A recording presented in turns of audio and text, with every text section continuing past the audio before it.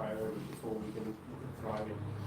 And Jessie, within a few months, was up and working again. Her financial health, her legal health, and having some space to now thrive was coming. And what's really critical is that one of the things that she said in her last breath, she'd thank the services or Harman Foundation. Now, I don't say that because we want to, as a collective, be called out in that way, but I say that because it's a very strong cultural narrative. When we look for a home, we look for safety. And what she's really, saying in the talks with her is that I'm thanking them because they brought me back to home. They brought me back to a place that I can actually grow. And that's the space, and that's why we don't choose to be here in that way. We choose because it's necessary. Because we, as correct me if I'm wrong, anybody, but we know how good Australia is, and we've enjoyed the best of Australia, and we want to provide that, even a sliver of that for the people we serve. So that's Jessie's story, and that's where our stories connect as well. Now I know that it is an imperative, not of just Western Sydney and the South Asian community, where we do a lot of work and become experts, not again by choice, but by being on the pulse of things. So that's what we want to do here today. I think we want to work out how can our stories connect more. We were talking with Stephen just before you arrived, Minister, as well about, we've done a lot of research into the grants and things like that, and did our work around that as well, and the core and cluster funding and how that's now coming up to a close and what's going to be next. So we want to work out what the solutions are for the next. So just in black and white, the foundation, just in the family, domestic and space has helped 3,000 families, and it has helped 90 women, just like Jessie.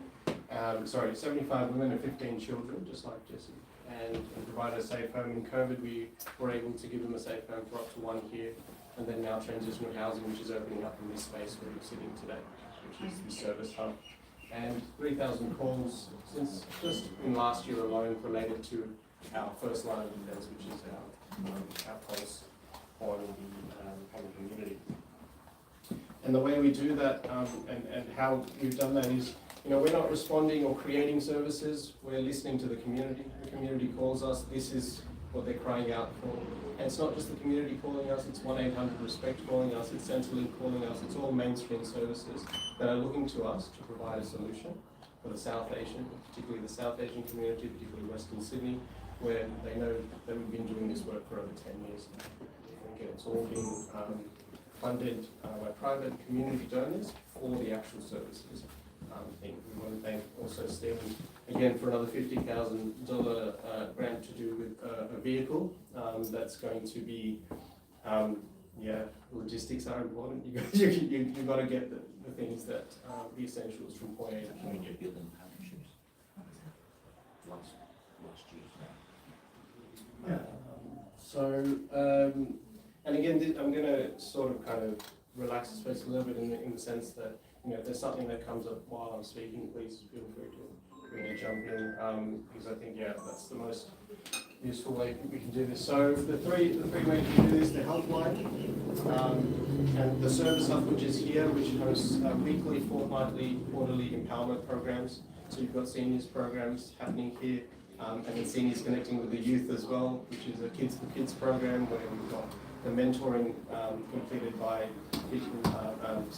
our kids from young teens onto young adults who are then mentoring the younger kids and bringing them into a space and connecting through culture, connecting through arts, connecting through sport, connecting through the things that make our life worth living, because it's not just about the intervention.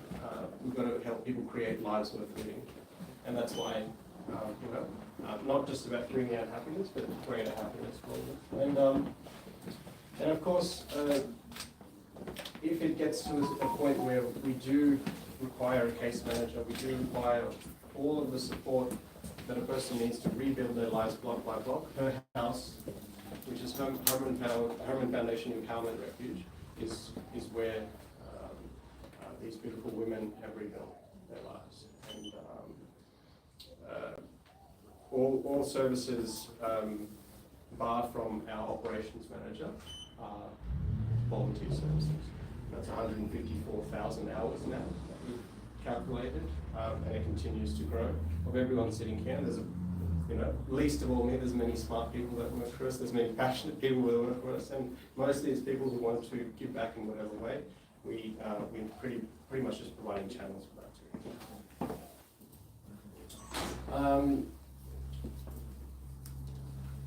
And as I said, I think the first thing that we rebuild is people's safety.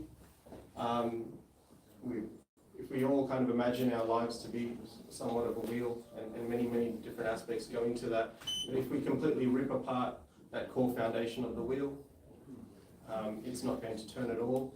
And the thing about the Harman Foundation and what we want to kind of understand from yourself, Minister, as well, is we're really touching each of those sectors of people's lives. So they come in and we need to connect them with mainstream services, financial services, legal services. And then we're going on to work and building other relationships outside of that. So it's touching each of those lives, and without us not intervening, but providing some intervention in each of those aren't getting filled in, that block's not getting coloured in. So remaining empty and remaining colourless, essentially. And when we think of our services as being part of each of that circle that a person builds up, we want to know how to make sure we can sustain that across the board. We think we know what we need in terms of resources. However, we'd like to know exactly if there is something coming up that we can really target for the next couple of years to make sure that that's there.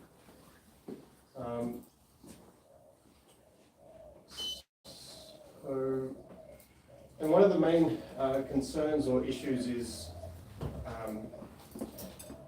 we're going to leave as of October, and I say this number with a lot of being very careful, but as of October 2023, we have 7 women who we've had to turn down, and that waiting list either grows, but it stays at that 5 to 7 mark for the last year or so, which means that's leading to homelessness, that's leading to immediate risk of abuse, immediate risk of violence, immediate risk of financial, psychological support that they're not going to get. And we speak not just the language, but we can cross that cultural barrier as well of those women.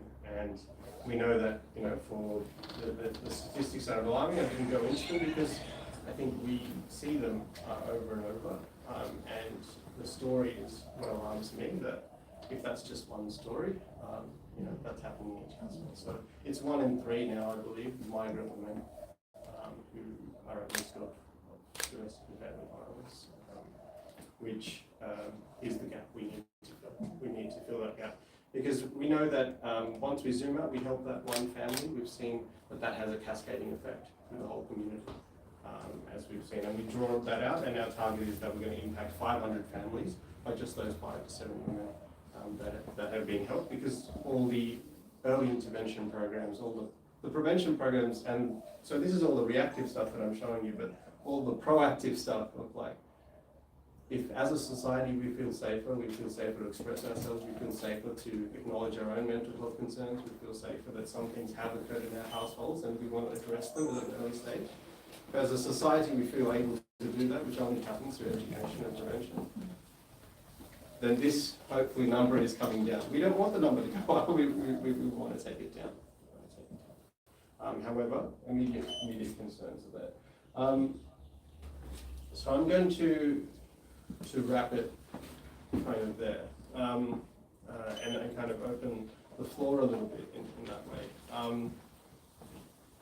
I think one of our main questions or concerns is if we don't fall within, I think tranche 3 is now complete as well with core and cluster funding that we were looking at in terms of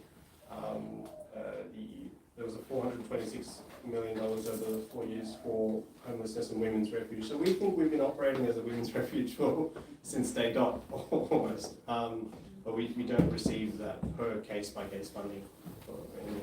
The way we're surviving is through the generous support of the Pereira Foundation, through IMB, through private donors.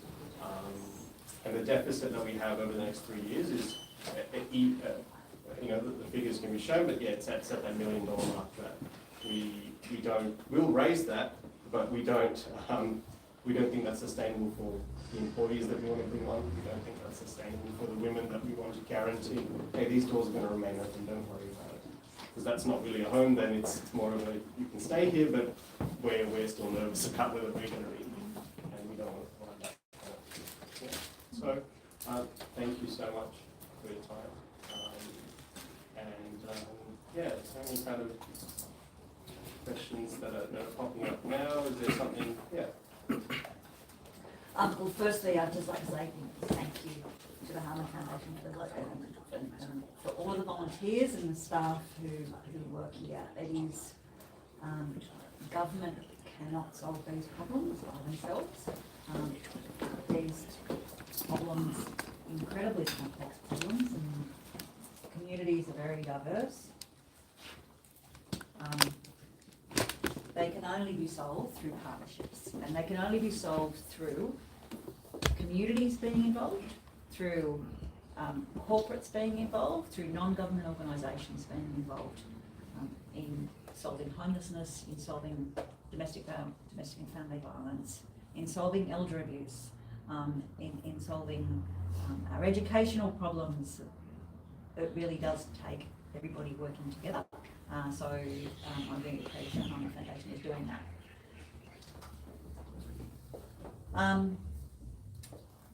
As you know, the government has had a program for increasing the number of refuges that we have had in New South Wales. The model of core and cluster is quite innovative and different to the way that refuges have operated in the past. By giving women and their children a self-contained, independent living space. And as you said, Manu, there is a $426 million investment in that over 4 years. Tranche 3 isn't, so expressions of interest for Tranche 3 have closed. We're in the process of, the department is in the process of going through those and identifying which ones will go through to requested tenders, but Tranche 1 and Tranche 2 has been some really great services that will be provided, and there'll be an additional 2,900 women and children. We expect 2,900 supported every year to leave domestic and family violence. That's an additional beyond what's already supported in refuges. So that investment was done by the previous government. We're carrying it forward, which I'm really pleased to be doing. We certainly, when we're in opposition, we gave support to that program because we know that it is a huge problem.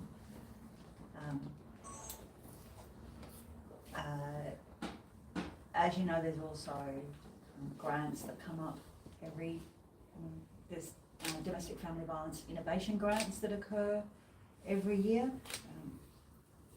We know that a lot of services have actually, if they have been receiving government money, they've been receiving it for maybe 12 months, for 2 years, for short periods of time. It's really difficult to be able to run an organisation based on that. So we're in the process of trying to work towards more ongoing, longer contracts, so that we can provide security and surety for organisations that we fund, but also importantly to provide funds for innovation as well. So we recognise that there's a need for innovation, and they would obviously, when programs don't quite fit the model that we have, that's what those innovation grants are for. There's a variety of different ways that services can be funded. I'm just wondering whether you've had any discussions with the local DCJ at all about how funding, about what you might be available to go for? It's something that's pretty preliminary. I think there hasn't been direct talks around, or even I think I introduced this to the notion that it could be a case-by-case funding through DCJ, but we haven't had those chats yet. Okay. So that's definitely something we're going to explore. Yeah, so that's what I'd really encourage you to do, to speak to the local DCJ office so that you know what, I mean, I don't know what the needs are in each individual area. Yeah. You mentioned to me on Tuesday or Wednesday when we were in Parliament about that, so I just mentioned to Rhonda this morning that there are different opportunities in Elizabeth, and I'll chase it up and make that connection with you guys, with the local Awesome. DCJ to see how it all works, and then I can feedback to the minister. Yeah, Good. yeah, because every DCJ is, you know, reflective of commissioning for its own area. Yeah. I mean, there are overarching programs, and every DCJ also, you know, they don't necessarily just work in my portfolio areas. They also have targeted early intervention for families that need support. They also housing more generally. Okay. Yeah. Yeah, so Minister Jackson oversees that, Minister Washington oversees the targeted early intervention for families. So there's, you know, the local DCJ office really has oversight Sure. of the wider family and community services kind of area. Yeah. Perfect. Yeah. No, that sounds like something we definitely need to do some more work into, for sure. Yeah. Yeah, definitely, the DCJ is one of the options, and we are kind of, to be very frank, stuck on the model, which current cluster, because if you look at that model, it is really meant for very big organizations who have got infrastructure and capacity to really apply for these ones. We are not even eligible for that. And so we are coming with that innovative kind of, you know, you mentioned about there are grants on those innovation base. So my honest approach is that, you know, the community is growing, and the migrant community who are bringing wealth to this country and vice versa, and they're getting, you know, opportunity to have a better life, they are bringing issues as well.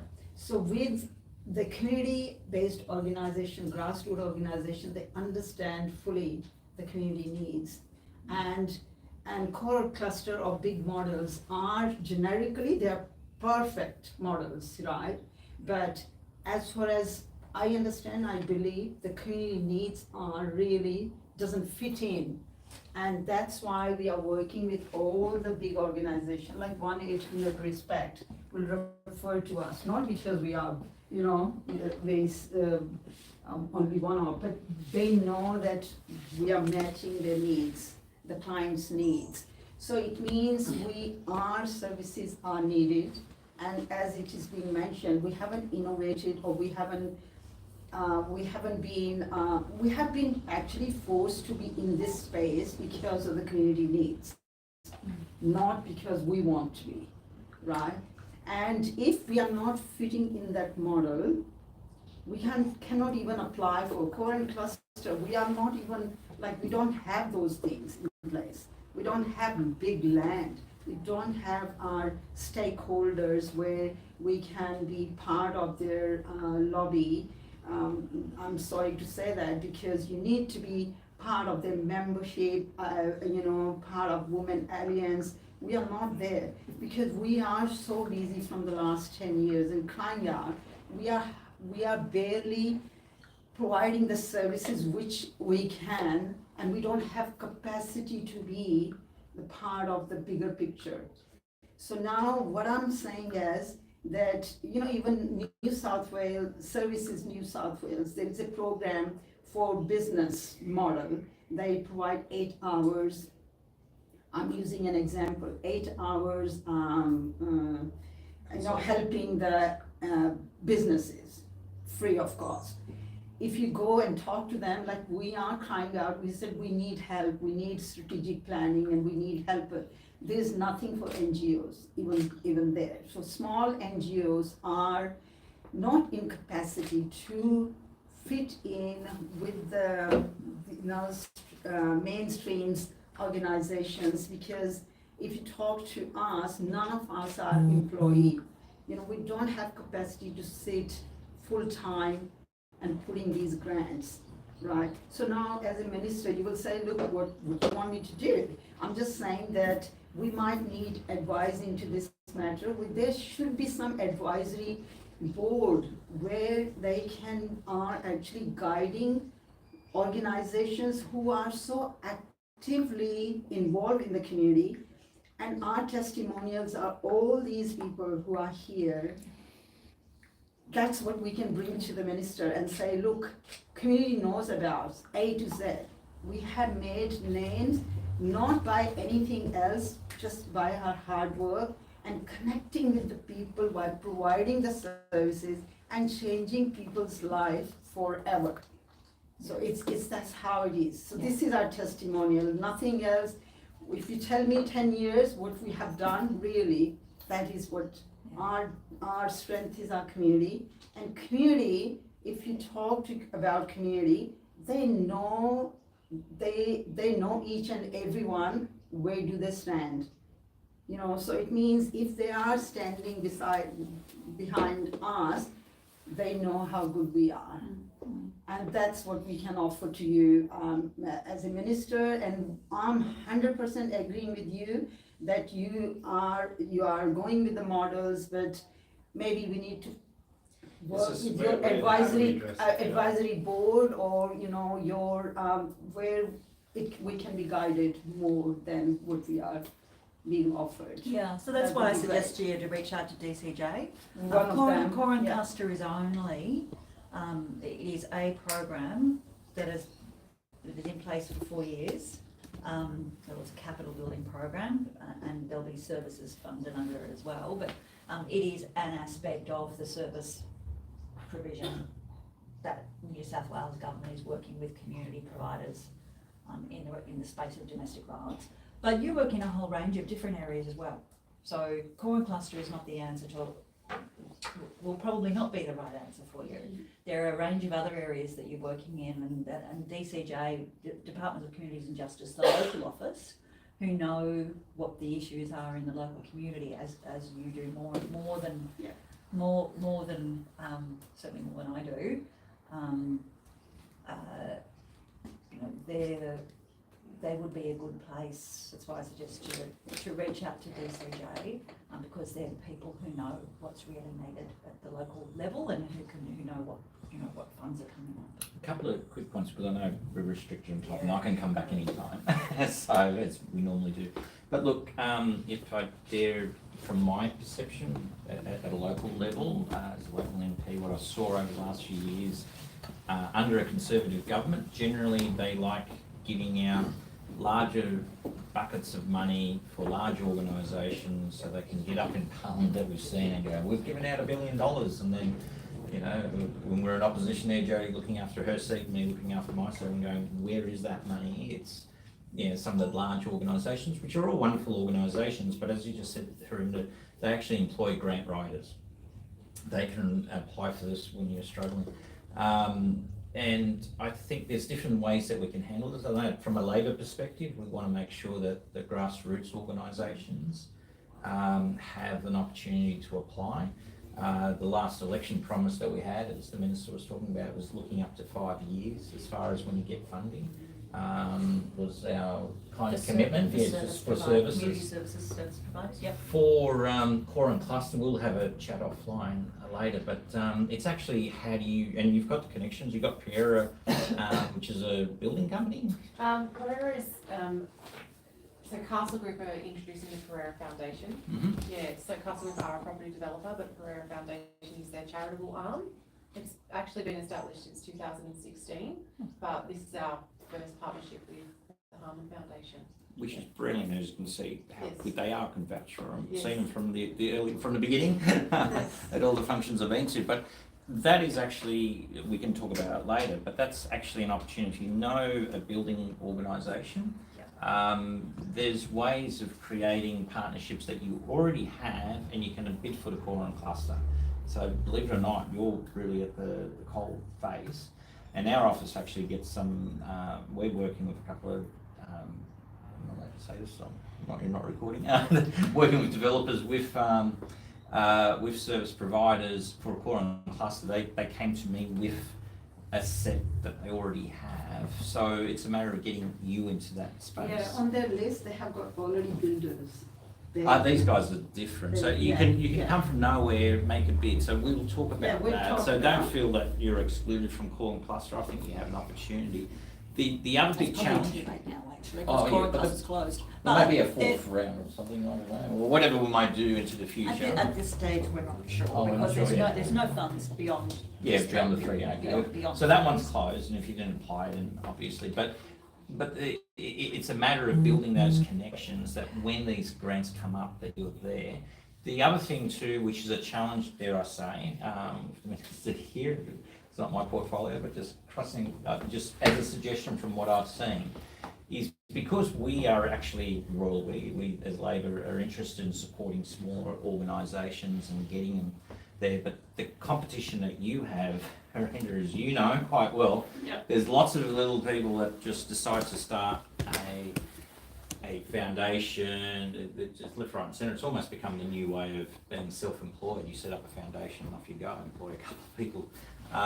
And whether they survive or not, etc. I've just seen so many around the place. So from the government's point of view, which ones do you pick and which ones do you support? The advantage for you is that this organisation's got 10 years. You have a home where people can drop in. You actually have a home per house. So you've got all the stuff, all the runs on the board, and with IMB and Pereira and everybody else, all the gala events that you hold to raise money, you've actually got great runs on the board. So from my perspective to lobby the minister is how do we, I don't answer this question now, but as she goes back to the department, we'll be saying, well, how do we support these smaller organisations that, and as you said before, how do you write the grants, etc. There may be different ways that we can support these organisations. But as a small organisation, can you imagine from the government's point of view, everyone's putting up their hands. It'd be more than, in this area, you'd probably be able to name off the top of your head about 15 small domestic violence support groups, all with varying outcomes. So how does the government pick which one we're going to support? There's very limited money. Dare I say, from my financial background, which is a $188 billion debt, and the budget was blown out by $7 billion. And they're supposed to be, and our predecessors supposed to be the great economic managers.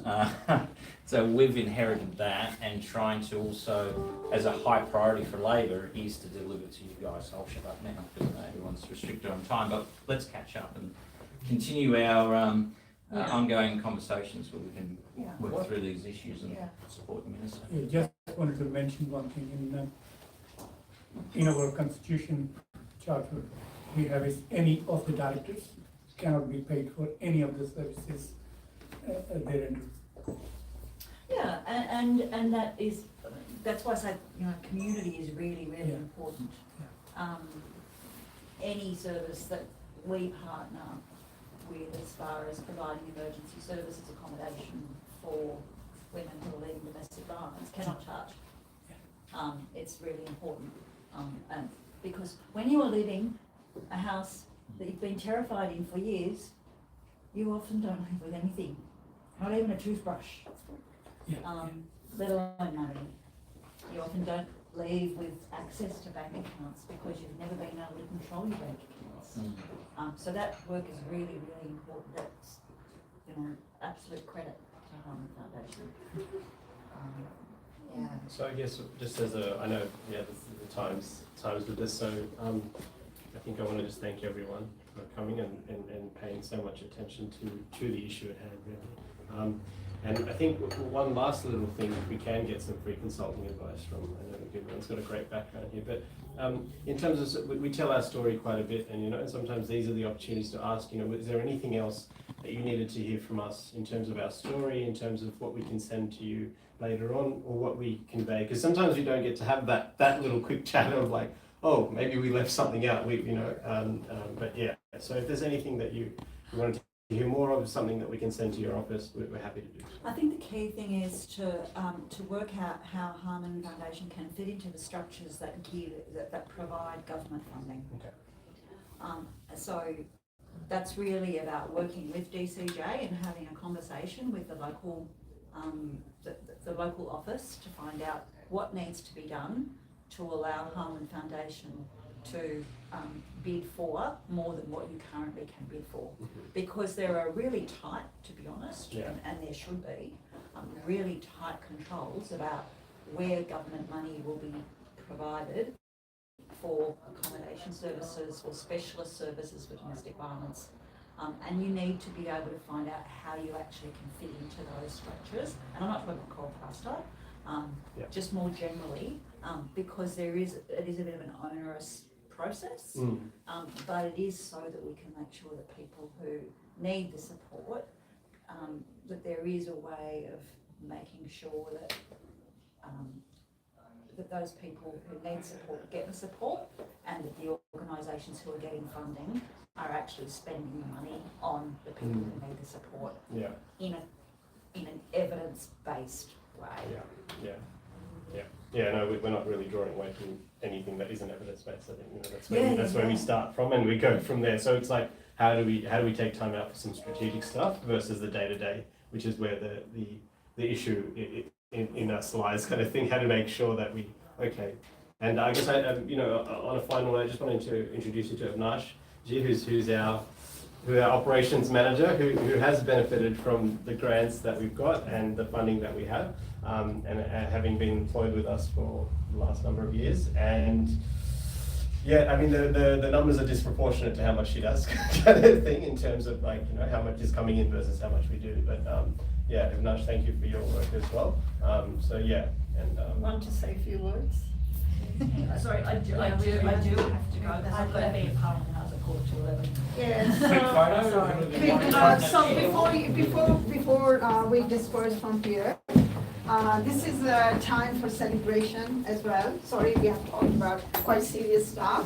Now it's a time for celebration, and I welcome Pereira Foundation here, coming on board.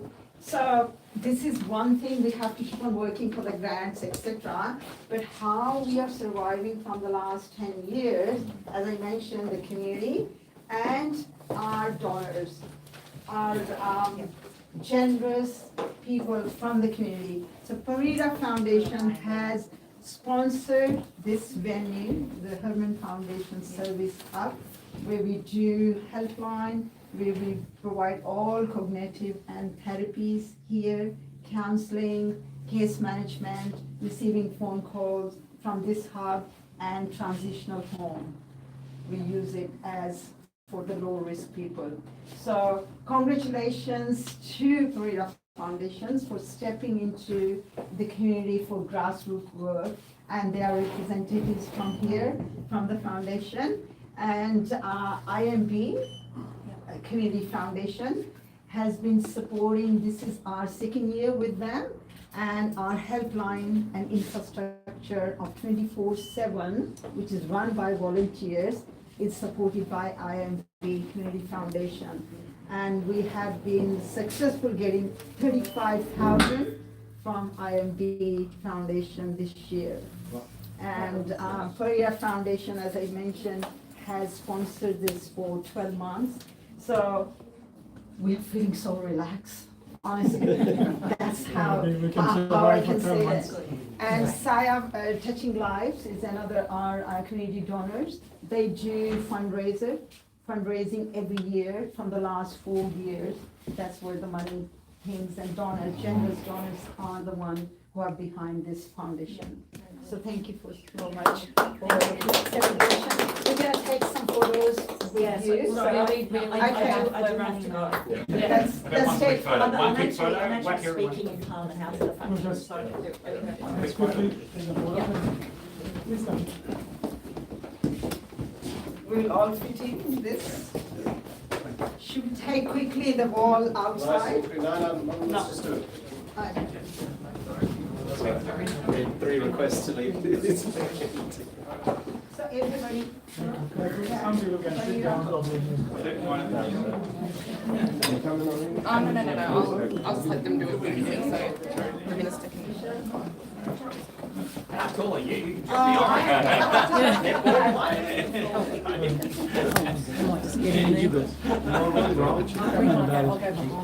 I'll come.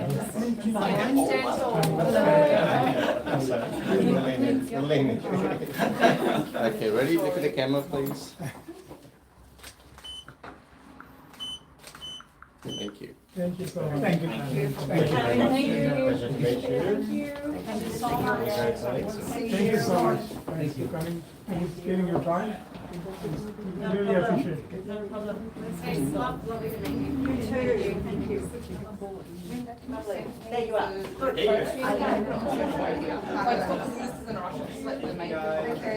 Still going as well. I think I same vitamins. Okay. I'm still able to, so that we can, This will be, Yeah. yeah. Oh, do you want this? Yeah. In the way.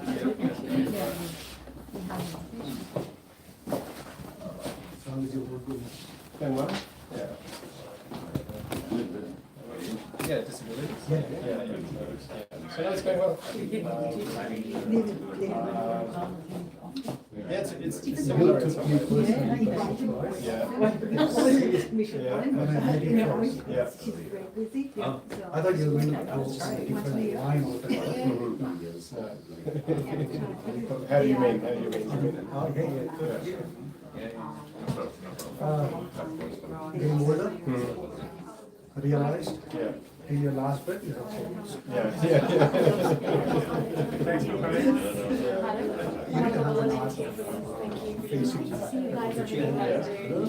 This is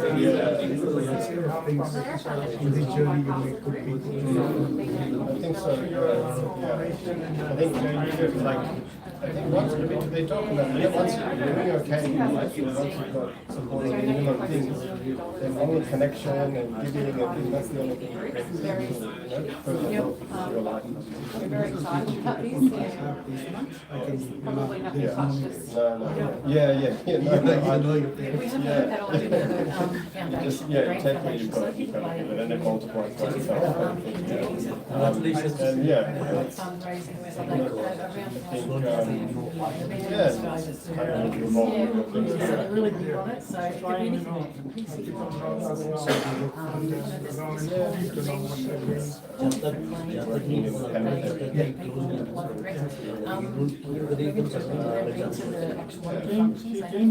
when they introduce all the recipients for this year, and they all get up to tell this story and everything like that, so they do a really good I thing. remember, and, no, I did, I'm very good with IME.